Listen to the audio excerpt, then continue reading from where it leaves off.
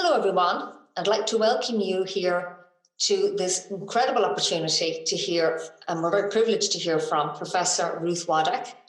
This conversation we're going to have today is a contribution to the midterm conference of the European Sociological Association's Research Network on Political Sociology. And we are going to have a conversation about Professor Wodak's current work, and we're going to reflect a little bit on its implications to help us think about our current moment, our current pandemical moment. And we're going to also reflect a little bit perhaps on the role of political sociology, more broadly speaking, in thinking through the current crisis. Now, to begin with, I would like to formally introduce Professor Wodak. Professor Wodak is Emeritus Distinguished Professor at Lancaster University.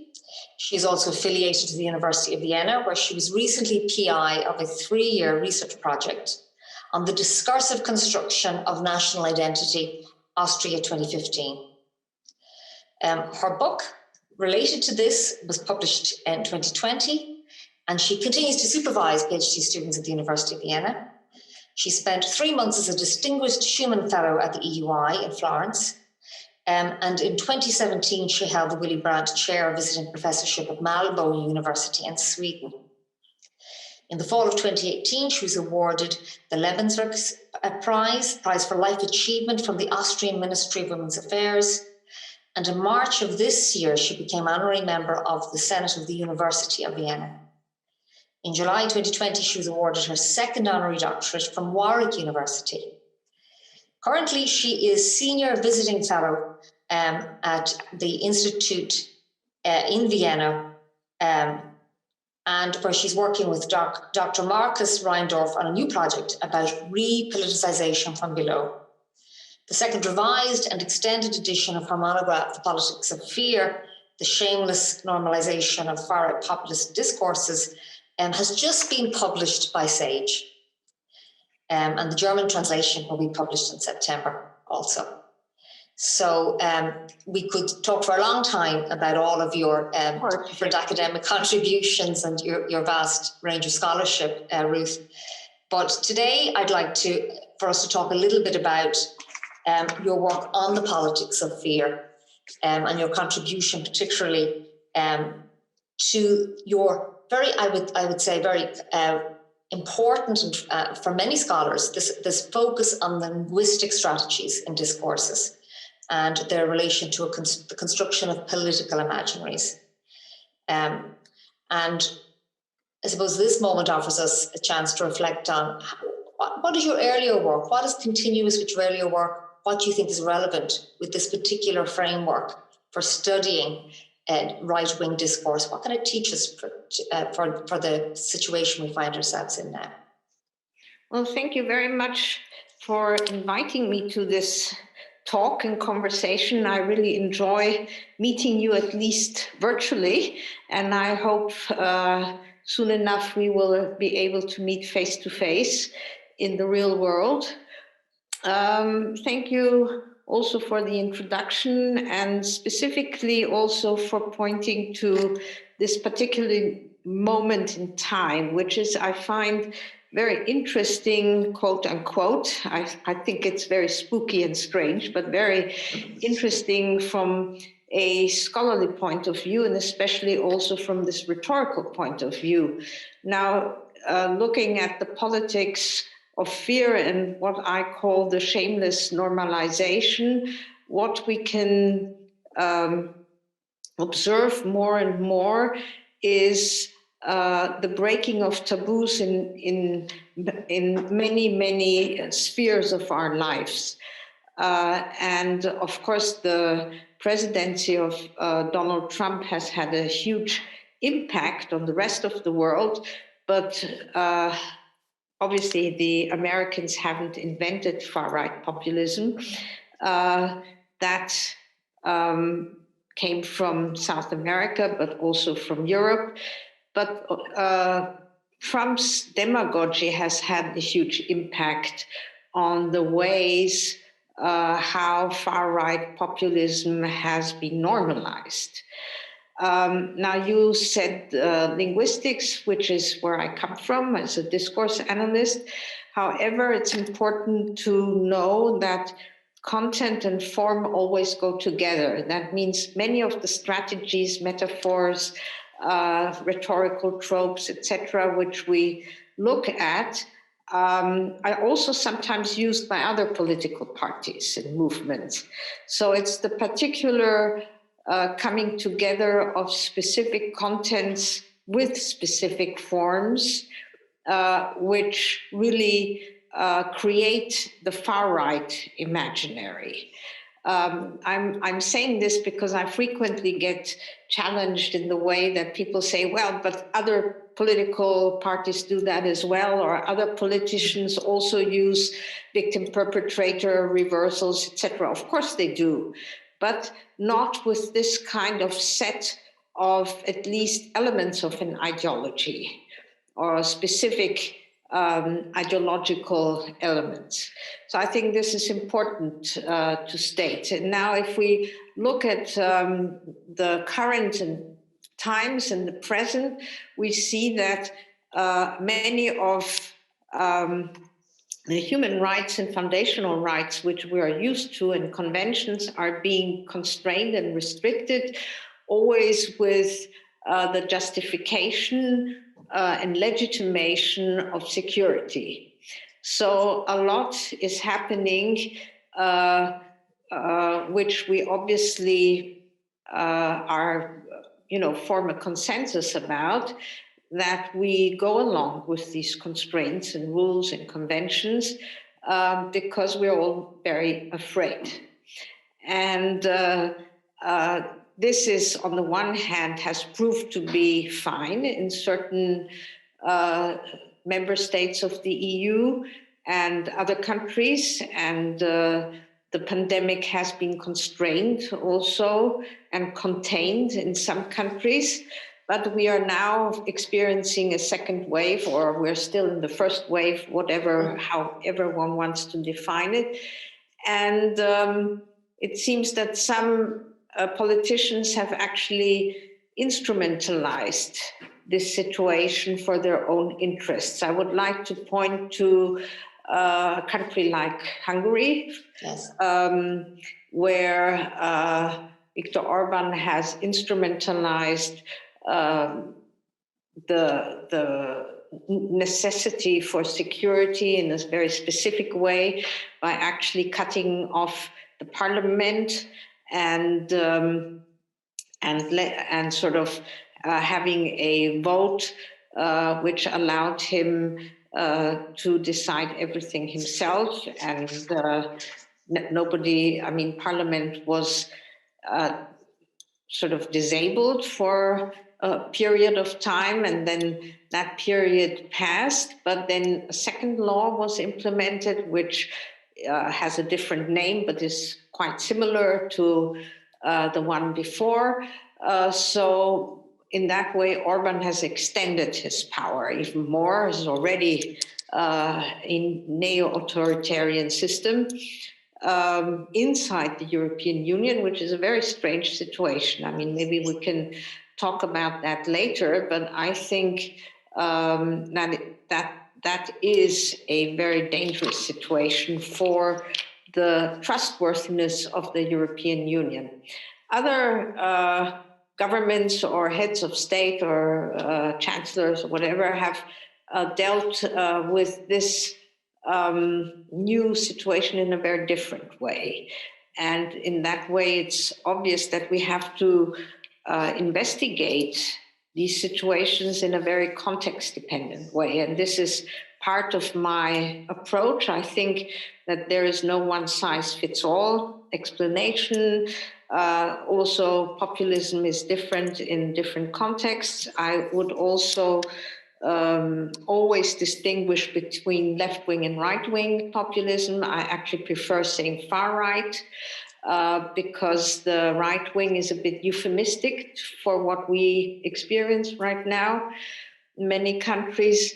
And in that way, also the management of the crisis and dealing with fear is very different. And the fear which we experience now is also different from, and there's a big discontinuity to previous moments of time before the pandemic, because as Bauman says, and I refer to Bauman here, and his book, Liquid Fear, what we're experiencing now is the dread of death. Yes. And this fear is omnipresent. Yeah? So, because usually in our sort of Western world and Eurocentric point of view, we repress death. We don't think about death. We deny death. Yeah, although death is a normal point in life, yeah? But it's sort of denied and then it's coped with in different ways. And right now, I've just written a paper about different ways of crisis management, where different ways of dealing with this obvious fear, which we experience now. And that now comes on top of the way the far right deals with this. Yes. Anyway, because far right politicians have always instrumentalized crisis. I mean, crisis is a great time for yes. far right, yeah. But not now. And that's interesting because these security measures and this law and order politics as a general item have been implemented by all politicians, and thus the topics of the far right have vanished. Yeah, because we are not talking about migration now. We're not talking about strangers and refugees, except for Moria. But yes. Basically, the topics of the far right are not on the agenda. The agenda are unemployment, economic crisis, and death, illness, pandemic. And law and order in that way is used by all governments.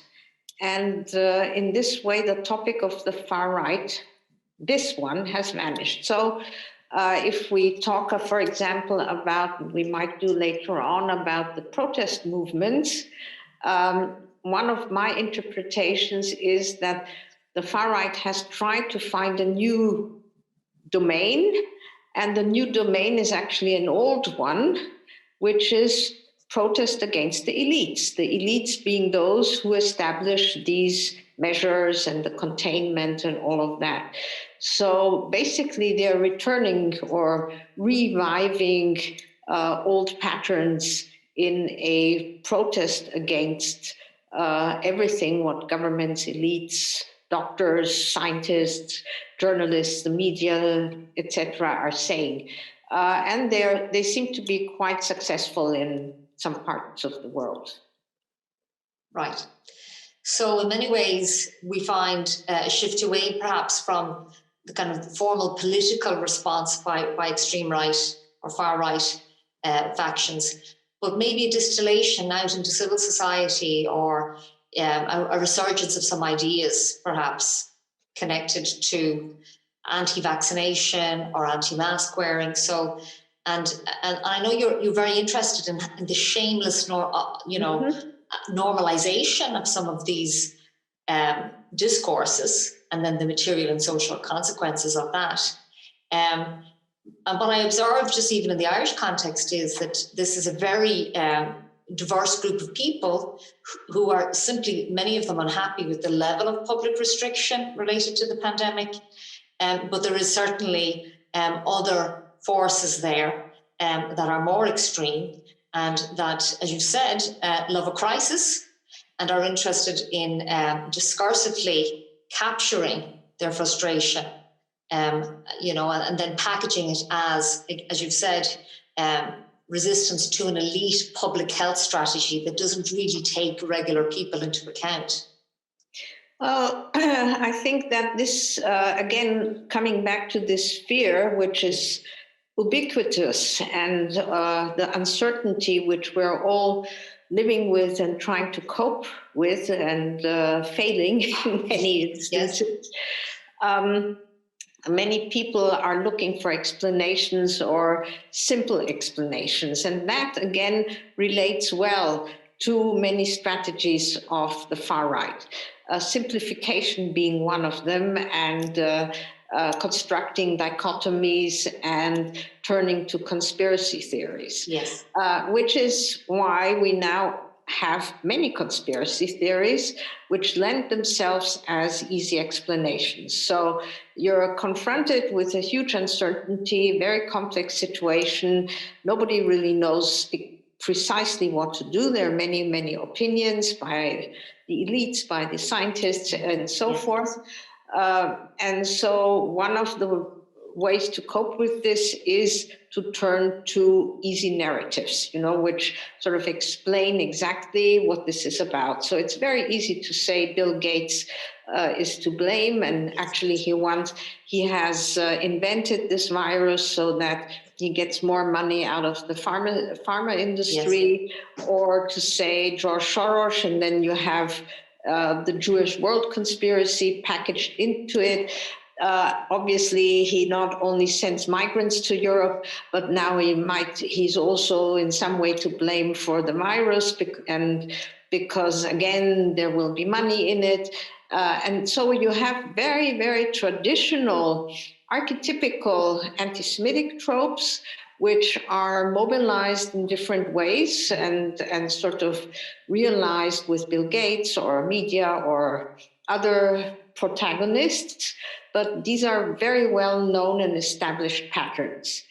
And these big demonstrations, which we encounter and observe, for example, in Berlin, where there was a get-together of fascists, of extreme right, neo-Nazis, but also just very worried citizens. Yes. Yeah. So that was instrumentalized by the far right and the extreme right, the identitarians, who then sort of imposed all kinds of other slogans and contents on it. Sort of, you protect your home country, and that leads us to the whole notion of the homogeneous nation. Yes. The body and biopolitics.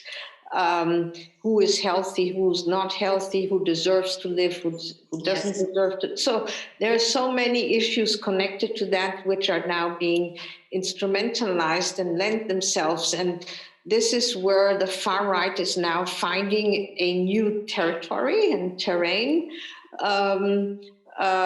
which they can again turn against, for example, strangers. We see that happening in the United States, which is a very specific country in the way that the president actually denies the virus, or did deny it for a long time. And now he, as the super macho, actually survived it quite easily, and is euphemizing it and trivializing it, which is again very dangerous, but is playing to this whole narrative.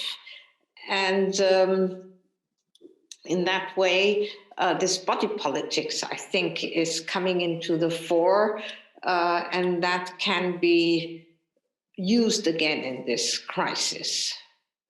So the kind of hierarchies we know that have existed for a long time around who deserves state support, medical care, employment protections, all of these things are then kind of being revisited, and resorted in some ways, but certainly the inequalities are being reinforced and replaced in many ways in discursive terms. But as you've said there, it's not just the discourse, it's obviously the material effects in policy and in decision making. Yes, absolutely. Well, exactly, this issue of the migrant population, I find very, really, really very interesting, quote unquote, important. Austria, for example, has a huge migrant population. Many people work in hospitals, as care persons, but also as doctors. We have many migrants who work in supermarkets and who do lots of jobs which were very important during the lockdown. Yes. Especially also the care of elderly people at home, but also in the homes for elderly. Yes. And what happened was that there, just to sort of summarize quite a big story, what happened was that these women, usually women who come from Slovakia, the Czech Republic, Poland, Romania, to take care of these elderly people, come in shifts. They stay for 2 weeks and then they go home, and then another person comes and so forth. But during the lockdown, they couldn't go home and the other person couldn't come. So that was very stressful for these women. I mean, nonstop 24/7 shifts. I mean, and there are regulations for that. They're not exploited, but it became exploitation because they couldn't go back and the other person couldn't come. And the borders were closed in spite of Schengen. So what happened? The Austrian government installed specific trains and a so-called corridor to bring these much needed migrant women to work. But otherwise, they don't want migrants. Yes. And they don't even want to take little children from Moria and Lesbos. But in that specific situation, there were exceptional migrants.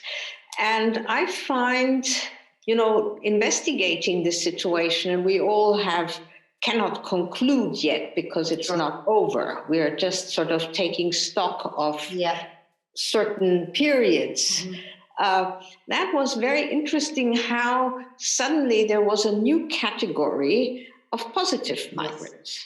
Although now we just had an election in Vienna, which from the far right and the Conservative Party was really mobilizing against migrants. And suddenly, obviously, these much needed migrants who really kept everything going in those so-called salient professions had been forgotten. So I find these moments very important to sort of document, because it just shows how meanings shift and how quickly we experience such discursive shifts. And how quickly something becomes normalized. Those were very important migrants, but now there are again dangerous good migrants and bad migrants. And now again they're all bad, or of course rich migrants are always good. And so forth. So this normalization which we're experiencing happens in small steps. And this is basically what I'm trying to show now also in this new edition of my book, is that it's not like a coup or a revolution. So we say from now on everything is shameless. Now we don't need politeness anymore. Now we can be as misogynist as we want to, etc. Or we don't have to reply parliamentary questions anymore, or and there are many sort of practices which get changed. It comes in very small steps, and if we, in all our democracies, and legitimized on the whole because of illness, security, fear of death, and so forth. I think that civil society has to be enormously careful that these practices don't become essentialized and naturalized. And of course, you get used to them. Because you can't challenge everything every day. Yes, and I suppose the business model of the extreme far right is it's kind of like a politics of exhaustion. So and of course there's also the danger of the amplification And so, those questions that you have, I know, really tried to unpack for a long time in your work about how to engage. I note that you are cited recently of saying that it's important not to react all the time. Yeah. But at the same time, as you said, you have this incredibly sometimes subtle and incremental process that tends to erode the notions of civility, of what's considered to be moderate speech. And so that really is an important question, isn't it? How to engage in a way, how to remain vigilant. I think it's very important, and there are, again, various levels. I'm not going to go into the legal and law level, because there are laws against discriminatory language, hate speech, hate incitement, all of that, and it's important that people really go to court and not just ignore it or let it happen or suffer. But there are laws. Yes. I think many people don't even know about those. And that is something which should be taught about already in schools, etc., that we know what our legal rights are. So that's just one level. Yes. But the other level is, for example, the media reporting. I've worked a lot about the media reporting, and we do experience the scandalization, a continuous scandalization, which is linked to the crisis. And then you can sort of launch more and more scandals all the time, provoke. And the far right is very clever in doing that on a quasi-daily or hourly basis. If we look at the Trumpian tweets, for example, but also other politicians do that. And in that way, then all media react, and there is a continuous sort of dynamic. And also the cycle of continuous exaggeration, dramatization, etc. Everybody is constantly sort of even obsessed by that. Yeah, I've talked to many journalists who say they're obsessed with Trump's tweets. You wake up in the night and you look at has he tweeted again. But that's terrible, because in that way, other agenda are backgrounded or are even neglected, and a lot of the important agenda are not written about or talked about. So one has to take a step back, or many steps back, actually reflect on what are the priorities, what is important, what should we do, what should we talk about. And you can then, of course, comment such provocations and say, oh, X has again, provoked the public by saying X. We know why and how that works. It's a distraction, etc. It's the so-called dead cat strategy. You throw something on the middle of the table and everybody else talks about it. But let's get back to what is really important. The agenda XYZ. So I think that journalists have to be aware of that. And of course, scandals sell well. Yes. Bad news is in that way good news, because it sells well. One has to find ways of balancing between those scandals and actually important other agenda. And another thing, and that sort of meta level is also important in direct conversation and dialogue with such politicians who are used to destructive argumentation or sort of offending people. If you remember, Berlusconi was great in doing that, but he had a very specific way of doing that. It's also a personality issue in some way. He was making fun of people, but it was clownesque. It was a bit of carnival involved. But if you look at other politicians who really use this heuristic argumentation and constant interruption ad hominem, and actually they don't want to dialogue. No. So it's about trying to absorb the space, isn't it, really? Yeah. Yeah. So one has to find ways, and there are ways of cutting through that and just saying, okay, if you don't want to talk to me, well, then we can just stop. Just not actually go on this level of trying to react and respond and argue, because it doesn't work. And one has to then step on the meta level and just,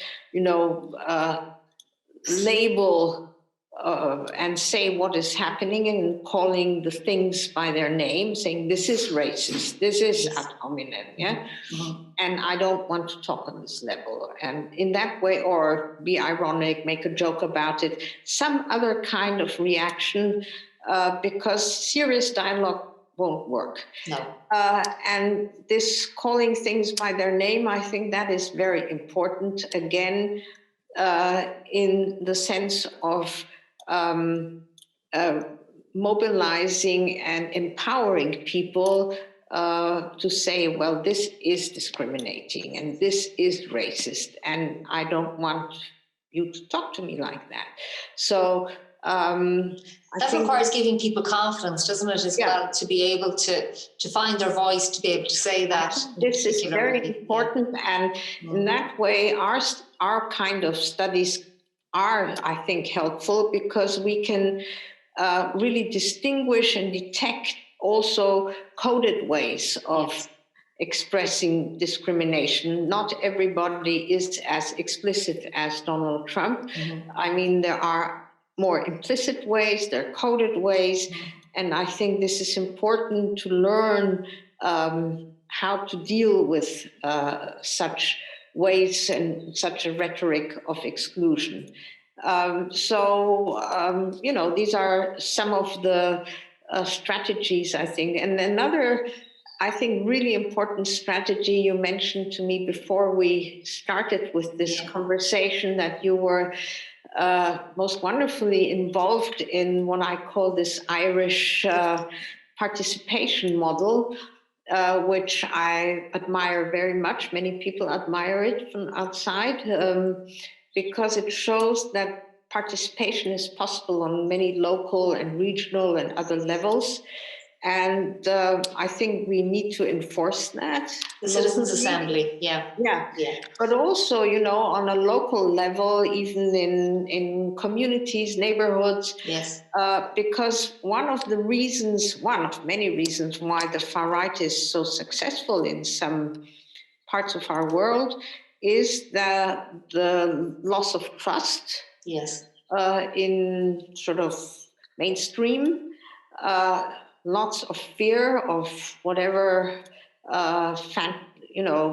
strangers, but also of really unemployment, illness, whatever, and a failure of being recognized. Michel Lamont calls that the recognition gap. I think this is a very interesting concept. Then this shamelessness seems to give confidence, because you don't have to be ashamed. You can say what you want. You don't have to be politically correct. So it's liberating. So it's empowering. Yeah, absolutely. So we have to counter that with other ways of participation. So there are so many levels, I think, where whoever can do something. We as scholars have to choose. So kind of a concerted and multi-leveled effort. So media, obviously, maybe a code of conduct for politicians to sign up to. I know that's been talked about. I'm not sure how effective it is.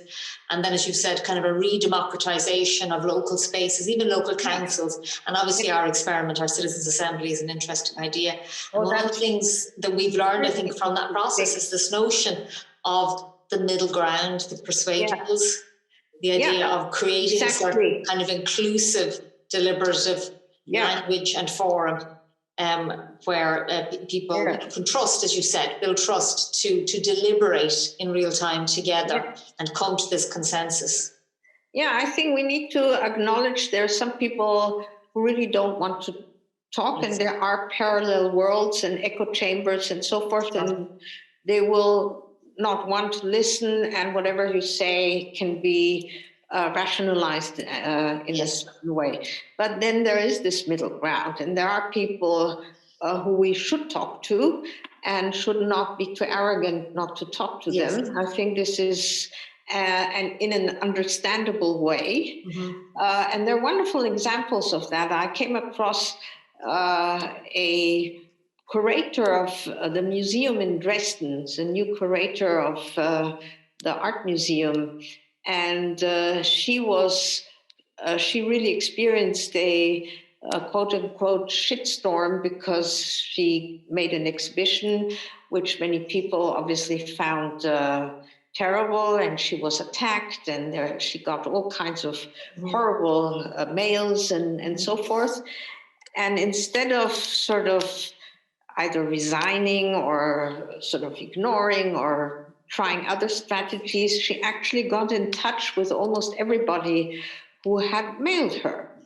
And invited them to the museum and created a discussion fora and sort of, afternoons where people could meet together and talk. And she said it, she wrote about it in a German newspaper. And I thought it was most interesting because obviously that worked very well. Yes. So it's a direct engagement, actually, with your detractors.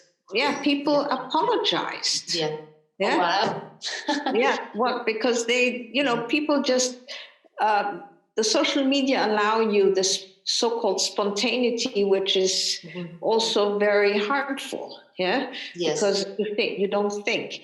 And then many people apologized, said, well, I really didn't know that we could actually talk. Yeah. And they're just so aggressive out front. Yeah. Yeah. So the slow down kind of the discourse, it slowed it down and positioned it in a particular space. I suppose we should try to wrap up. And I think that it would be important for us to reflect a little. We're having some unusual sunshine in Ireland, doesn't happen much, so I'm very sunny here. Wonderful, yeah. I'm jealous because we have rain. Yes,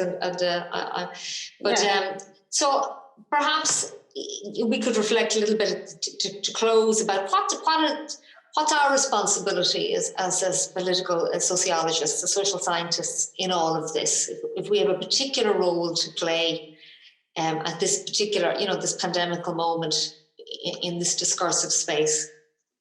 Well, I believe that one idea we could sort of follow up is exactly to really study and follow the trajectory of this pandemic and what happens, to document that, and also to analyze carefully what is happening. This is difficult because we're all involved. So we ourselves are, of course, we have to reflect ourselves what we do and how to actually step back and reflect about, the past month or past months. And I think we need to be aware that apart from our small worlds in which we move in our own fears, that there are also globalized crises like climate and pandemic, but also unemployment and economy. And I think that we know a lot also historically. So we can offer some more differentiated explanations, or at least point to tendencies which counter those conspiracy theories and counter those simplistic explanations, and I think develop this voice. And in that way, we should also, we are living in a time where science is finally becoming important again. Yes. Natural sciences, of course, mostly, but also pedagogy and everything related to school, psychology, because there's a lot of psychosocial now, but I think we as social scientists should also go forward and say we also have something to contribute to this, because we're worried about the cohesion in the society, about discrimination, about, and tracing these various narratives which are now becoming so prominent. So I think that is something we can do and speak out on various levels, apart from writing journal articles. Yes, absolutely. So to become engaged in the broader public discourse and to make ourselves, I know you've stated this as well, accessible, yeah, and clear. I think in that the way we communicate. Yes. Of course, we shouldn't simplify. No. Because then we would be populist. Yes. As well. But we should write in a genre also which is quite comprehensible, and we couldn't expect people to understand all our linguistic or sociological or whatever political science concepts if we write in an editorial. So we also have to adapt to different contexts and genres. But I think it's important, especially as now this time lends itself, it's much more science friendly. Yes. Than the past years. So I think that the social sciences should make a statement about, what they really have to offer as well. And I think we've seen that the European Sociological Association, has made an effort here and has compiled a compendium of COVID-19 related responses. Yes. So we do very much welcome that. And we know in our general conference next year, whether it be in person or virtual, we have our section here, our research network has co-sponsored some keynote panels that will also interrogate our responsibility to think about what you've referred to as a perpetual crisis, really, and how it's managed and the societal and political response to that. So I think that will conclude our conversation today. I really want to thank you very much. I didn't introduce myself at the beginning, but I would say at this point in the conference, everybody will know who I am, but I am Associate Professor of Sociology and Politics at Maynooth University, Pauline Cullen. And it has been a great privilege to be in conversation today with Professor Ruth Wodak for our keynote address on the politics of fear in the context of the pandemic. So thank you very much, everyone. And thank you very much, Ruth. Well, thank you, Pauline. And it's been really, really interesting and inspiring to talk to you. I really enjoyed it. Thank you. Thank you. Thank you.